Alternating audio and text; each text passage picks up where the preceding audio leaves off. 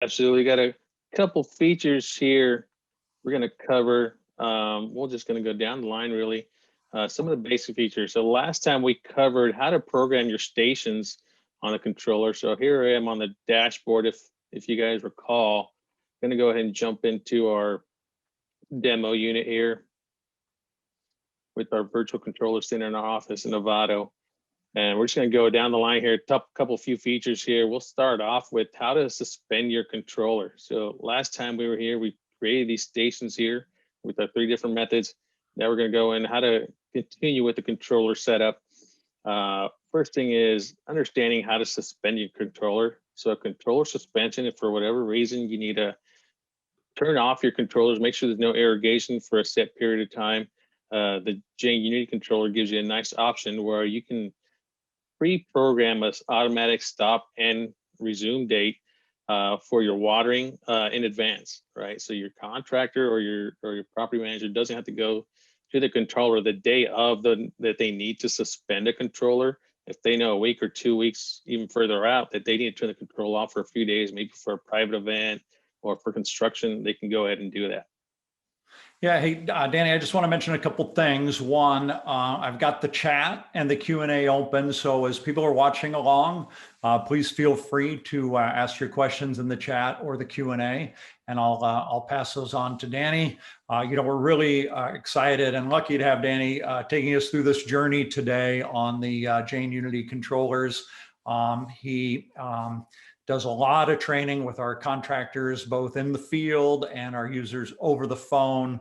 I look at him as a training expert. Now, there's a difference between being able to use our controllers and teach somebody to use our controllers. And Danny's got that special gift of being able to teach that not everybody has. We find that with just a few people, but he's definitely got it. So thanks, Danny, for joining us. Now, we're talking about Jain Unity, which is different than the old ET Water legacy product, right? But it's a different name. There's a few different things to it. Danny, what do you hear? Is this harder for people to use, or is this more difficult? No, Richard, on the contrary, it's very intuitive.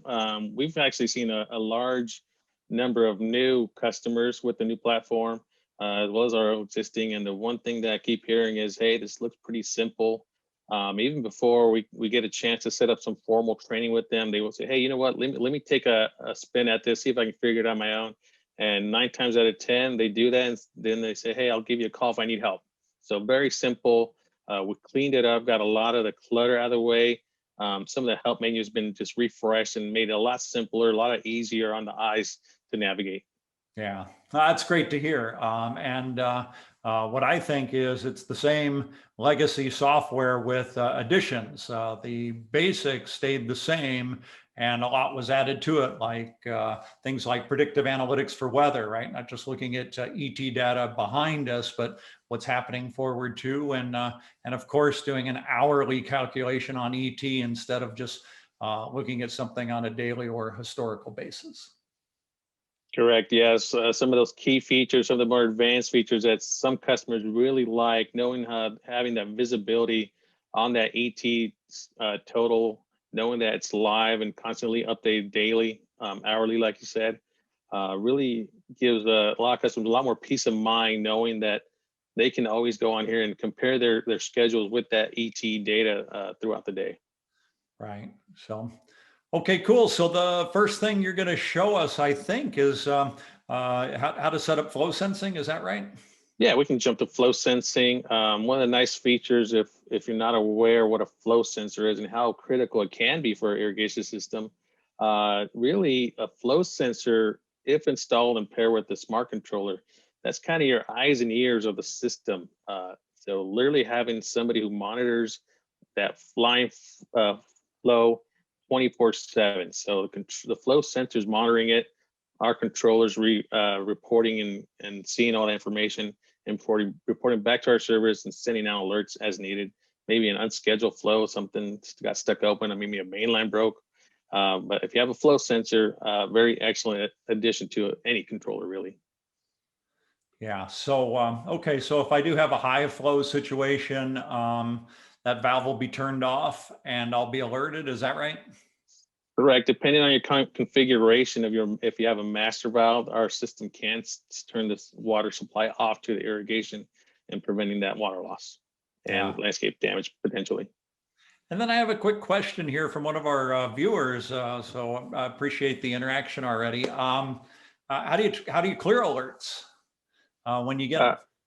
so clear alerts, they go into your notification box up here, top right, and they're once you view them on here, you can mark them as read or delete them as you go through them. They can also be cleared at the controller. So when you go to your controller on site, it will display an alert. For instance, an unscheduled flow, it will display on there. Controller says push enter to clear, push enter twice, and it's cleared out off the system. Yeah. Okay, great. So yeah, just go to my inbox and I can delete them all or delete them one at a time as I read them. Correct. You can also do it from the mobile app. Yeah, great. Sounds like my Google Mail. Absolutely. So I'll go back in here to the controller. So from my dashboard, I'm just going to go ahead and select the site I want to work with and then select the controller. We have our demo one set up here for flow sensors. Go ahead and enable that. Your first step is to select the type of flow sensor you have installed out in the field. And one thing we've done really nice and convenient is if you select from this drop-down menu, you will see that a lot of the industry standards in landscape irrigation are already pre-programmed in here for you. So all you have to do is say, for instance, you have a Netafim 1 gallon per pulse emitter, 36 series, select it. Your K-set and off factor already plugged in there for you. You can move on to the next step. If it's not in there, you can select my flow sensor is not here. Type in a name for it. For instance, Flowmex is real popular now. The type could be a 2-inch schedule 80T. And then all you need is your K value and the offset for any flow sensor, just about any, and the system, plug that in there. And this could be accessed either from your instruction manual with your flow sensor or by contacting that manufacturer's information, tech support there.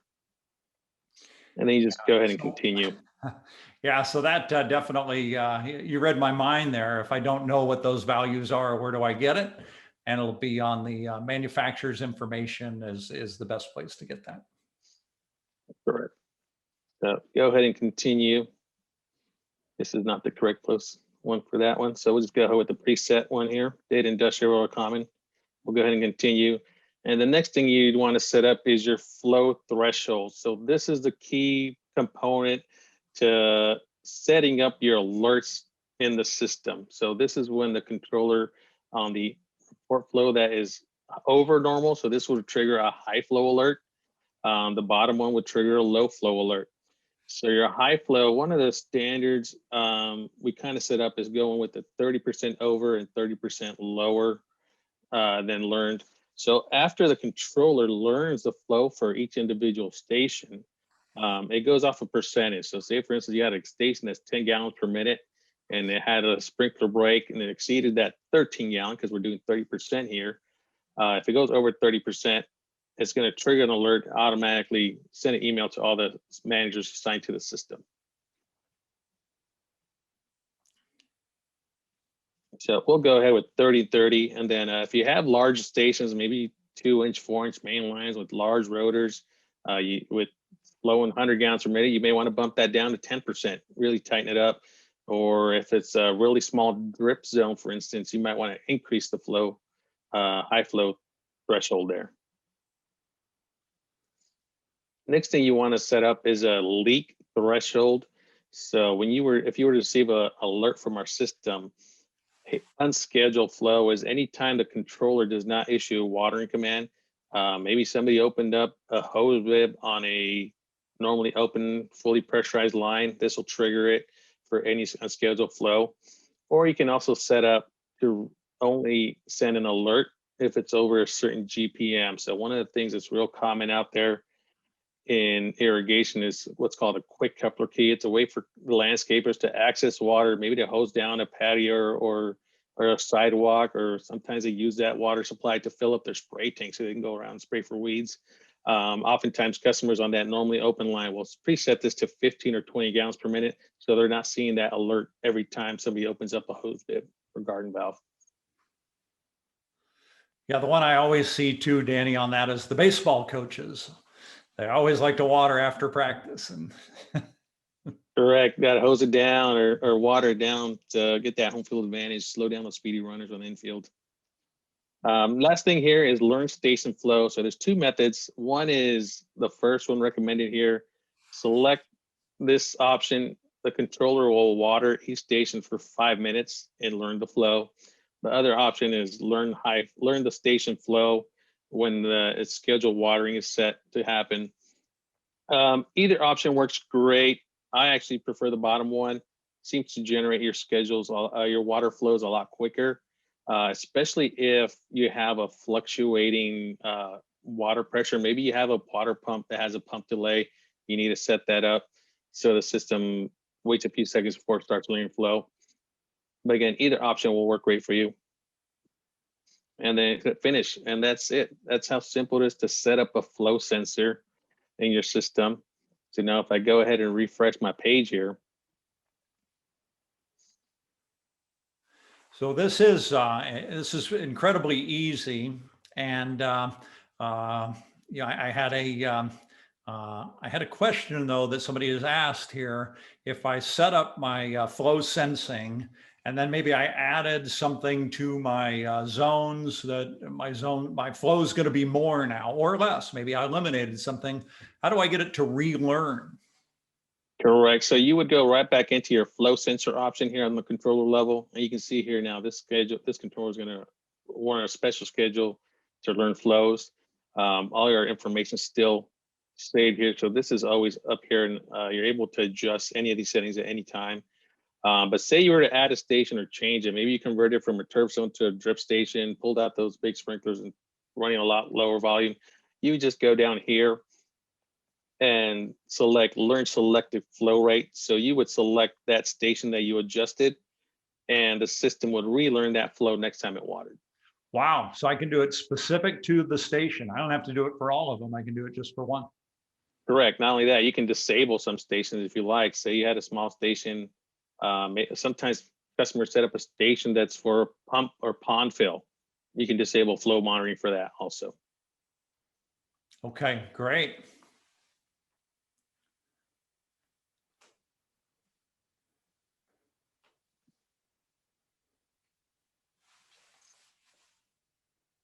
Next thing we'll cover is the suspend.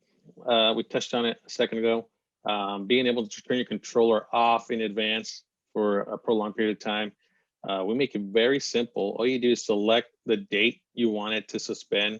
Like I said, you can look out in the future. Maybe you have that July 4th weekend coming up, and you got those, and you don't want that water to come on for a few days. We'll select 3 days there. Go ahead and turn the water off. And there's two options. So you can select the end date, or you can select no end date, infinite suspension. So if I know it's July 2nd, we're going to be out there for a few weeks. I want to turn it back on when I decide we're done with the project. I would come back in here and remove the suspension. If not, you select the automatic date and then go ahead and hit save, and that would store that information in the system. The other option here, assume stations are fully saturated, very critical. So if you were going to suspend your controller for maybe a day or two, not a lot of ET gets backlogged on your controller. But say you were going to turn this controller off for 30 days or 28 days. What the system does is it's always monitoring that water loss and ET data. So if you were to turn this controller off for 28, 29 days, and you did not select this assume station is fully saturated, it's going to try to make up that deficit when it comes back online. So very important here, if you're going to turn off your controller for several days, go ahead and select this box so the controller resumes with normal water behavior when it comes back online. So Danny, one of the things I think is that people do the suspensions because they say, hey, it's going to rain for the next 5 days. So I want to suspend my controllers. But is there any real need to do that for rain with Jain Unity? No, not with Jain Unity. Excellent question there, Richard. One of the things that's unique to our system is our forecasted rain option. So what we can do is in our forecasted rain is we're always looking out into a forecast. We can actually suspend a controller up to 2 weeks in advance. So guaranteeing that you're going to have the most savings of that water, that we can capture the most amount of water before a rain event. So that's great, right? It makes it easy. I don't always have to be watching that forecast, or I don't have to remember, hey, it didn't rain as much as I thought it would, so I've got to unsuspend my controllers, right? Correct. It does it for me. And then I'm guessing too, but this is a question, if it was supposed to rain an inch and it only rained a quarter inch, that's calculated into the ET data? Correct. We measure the amount of rain going down to each individual site. And if it wasn't enough water that we got from the rain event to refill that root zone, the system will resume its watering as needed. And what if it rained 2 inches in an hour? I know all that 2 inches isn't usable. Does it calculate that as well? Absolutely, Richard. Our system will touch on more in depth on moisture balance when we get to there on a different episode here. But we calculate what we call effective rain, and that's the actual amount of rain that can be taken in by a landscape, and that does go into the calculation of available plant water. Wow, it's really cool. That's really well thought out. Absolutely. And then one of the other things is you can adjust this forecasted rain setting. So if you go in here to the edit option, you can actually select the percentage. So at what percentage chance of rain your controller turns off. Some customers might be very strict. They might want to drop this down to 10% chance of rain. If there's any chance of rain, they do not want to see the irrigation system come on. Some customers say, hey, you know what? I kind of want to set this myself. I'll set it high, 80, 90%. And this is fully functional, that a customer can decide what triggers they want. A lot of customers will change this seasonally throughout the summer. We get customers out in the desert area, Arizona and Las Vegas, where hey, they get all the rain one day a year, so they'll set this very high because they know when it's going to come, it's going to hit that high trigger level. Yeah, it's interesting, Danny. I've been, doing water conservation for over 20 years now, and it's hard to get people passionate about conservation until sprinklers come on when it's raining, and then they're really passionate. Absolutely, that's one of the things. And you always, if you're a contractor, you've heard the calls. Hey, it's raining. Why are my sprinklers on? This system here is going to prevent that from happening for you. Yeah. So like I said, we can give you up to 14 days in advance. Some customers of ours do set it up that way for the winter, especially out here in the coastal region of Southern California. We know, hey, my landscape can go a week or two in the winter without watering. If there is a rain event, I want to capture that and suspend my controller as early as possible. So when that rain does come, I can capture all that in my soil. And then also the system normally when running on full auto will determine when a station needs to water again. But some customers have regulations in place with HOAs or within the city municipalities where they're not allowed to water. So maybe for 3 days after rain, no matter what, doesn't matter how much rain, if it rains, you cannot water for 3 days later. You can set that up right here. Go ahead and save that. So anytime that trigger is of 90% chance of rain is reached, the system's going to send the users an email saying, hey, your E2 water Jain controller has suspended watering due to rainfall in the forecast. Yes, I just want to clarify a couple things. We've got a question here about the percentages. 90% chance of rain, we hardly ever see that in the forecast. For me, usually it seems like it goes from 50% or 60, and then sometimes I see 100%.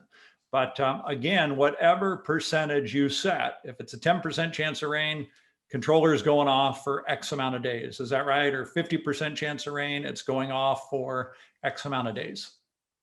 Correct. Depending on your configuration here, for instance, 3 days after rain, if we do see that rain event, it does turn it off for 3 days. But we do also have a setup configuration where we can set the limit, the amount of rain to trigger that 3-day off. Okay, because actually there's going to be some times where there's going to be scheduled rain. I'm going to need a 1/2 inch of ET that day and I only get a 1/4 inch of rain. So I'm actually going to need some water maybe. Correct. So your system would automatically resume. In that case, if you're in a high ET zone, I would set this up to 1 or 0 days after to block. Yeah. Okay. Okay. Very nice. But really, if I just let the scheduler in Jain Unity do this, it'll take care of all this for me. Correct. So it's this 0 days. If you have that high ET in the summer where you do get your rain and then maybe didn't capture it all, you can set it so it's enabled to water the next day, but it will still delay the watering if your root zone is saturated. Yeah. Okay. Great. Thank you. Okay. Other option here for rainfall suspension is you can select individual zones to respond to that rain suspension. Say, for instance, station 2 here, maybe in an atrium or under a patio where the rain won't hit it. You can make it so that station does not respond to that rainfall.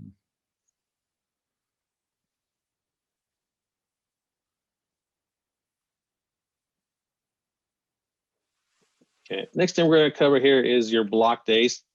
So the controller, you can go in here and set up a block day. So the day, maybe the day you want it to, you're going to mow out there, or sometimes contractors like to turn water off for Saturday or Sunday because they want to make sure no interruption to their weekend. So all you do is literally select the days you want the station to be, the controller to be off. Nice thing is you can turn off specific days for individual stations. So say, for instance, Monday's your mow day. You want Monday the system to be dry, but you still want that shrub zones to water. You can leave that open for that day. Yeah, so one thing I think is important here is a lot of people like to water at night, especially if they're watering HOAs, things like that. So if I'm starting a schedule at 10 o'clock p.m. in the evening on Monday night, and it runs till Tuesday at 3 a.m. or 4 a.m., if I block just Monday, will that do it? Or do I have to block both days? So we can just go in here and show you that, Richard. We're going to go ahead and select a block Monday. And we're going to see on this controller blocks the day of. And depending on your water window, we will see here, we block Monday and it's not going to water Monday. So whether it's morning or evening, that day is going to block the day for you. So this controller, maybe your traditional controller, you'd stop your Monday night watering, that would lead into Tuesday morning. Your Tuesday morning's still open. So your irrigation controller will water essentially Monday overnight, but after midnight. Right. So if Tuesday is my mow day, then I need to block Tuesday. Correct. You would need to block both days there. Yeah. Okay. So that's what's key, is if you have that carryover, midnight's the point. If you're carrying through that with a schedule, you have to block both days, or Correct. just the second day. Correct. Yeah. Okay. Last thing we'll cover, Richard, is your water window. And this kind of helps with your block days as well. Our controllers, our initial setup is one watering window. You can set up the time you want to start and end. So this is telling the controller what the hours that it's allowed to water. Normally overnight for most customers. As you can see here, we got a 5-hour water window. Recommendation is only 10 minutes. And that's because not only do we give you a water window, you can see this left column here is our water window, but you also have a window called anytime watering. If you want your stations in any individual or particular water window, all you do is click and drag them to that water window. Go ahead and click save, and you'll see it'll update. Now we need 34 minutes for that water window. So it tells you how long it needs to water if every station stacked up on one day. You can also enable a second water window. It's your evening water window. Now you have 2 water windows. So this is where you can get real smart with your watering schedule. say for instance, you had your turf zones and Monday was your mow day, you can set those turf stations in your evening water window. And now these stations, you can set up to where it blocks Monday and maybe it'll come on Tuesday morning or Wednesday evening, depending on what days you want. But you can set up multiple start times, morning and evening, and still have your anytime also. So some customers like to run a drip zone, for instance, during the day if they have a real tight water window and they have municipal restrictions where they just don't have the time of overnight and the time allowed to fit all their stations in. So Danny, help me out here. What is an anytime station? When would that water? I mean, who chooses when an anytime station comes on? So the system will automatically prioritize what stations come on in the sequence. But your anytime stations will start watering as soon as your evening or morning water window end. So this would normally be at the end of the morning water window. So at 3 o'clock a.m., any stations that were in your anytime stations would start watering. Okay.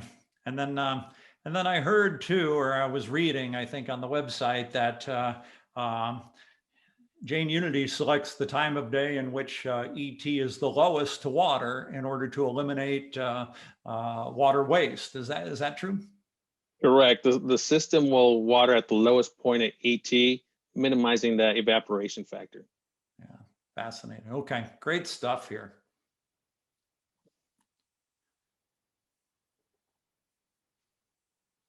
We'll go ahead and time's overlapping. So one of the nice things the feature says is if these water windows are crossing into each time window, the system will advise you to change your watering time. So we can change this to 6 p.m. midnight. 4 p.m. to 7 p.m. and now we'll let us save that watering time. Okay, and then we're not getting that overlapping notice again. So correct. The system does have these little fail safes in place to help you with your scheduling and programming. So why would somebody want to put something in one station in a water window and one in anytime? A lot of times it's has to do with the municipal restrictions. They're only allowed to water during sometimes. A lot of customers that I come across like to run all their turf zones in the evening, especially like around parks. A lot of senior citizen communities like to do that, so that way when people early bird risers wake up, sidewalks are nice and dry. But anytime, a lot of time, maybe it's a back slope. They don't mind when it waters a drip zone where there's not going to be a lot of evaporation loss due to the system running above ground or overhead spraying. But it just is the biggest component there is their water window, how many hours they have available to schedule their watering in. Yeah, I'll tell you what, Danny, with the potential of some real water shortages and drought declarations this summer, being able to change up these water windows and adjust is going to be really important to people this summer, I think. Correct. Absolutely, Richard. We hear a lot more water restrictions coming in play this year. Yeah. Our restrictions are coming back. Well, listen, as always, you made it easy today to learn this information. I really appreciate that. You know, covering 5 things in a 30-minute window. That was our learning window today. I thought might be a lot, but you laid it out in really a simple, easy steps. So I really appreciate that. Danny, thanks very much for being our guest today and taking us through that. I want to thank all the attendees for attending today.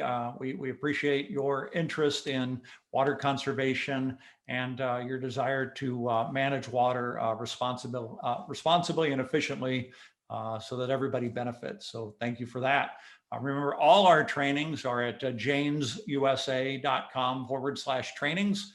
We've got all our recordings there. They're free to watch. We're also on Google, Apple, and Spotify podcasts and iHeartRadio now too. So you can listen during the day as well as you're working or driving from job to job. So again, Danny, thank you. Thanks to everybody out there. And We'll see you guys all back here on Friday, where we're going to be talking about irrigation systems for indoor cannabis growers. So it should be a really interesting subject on Friday.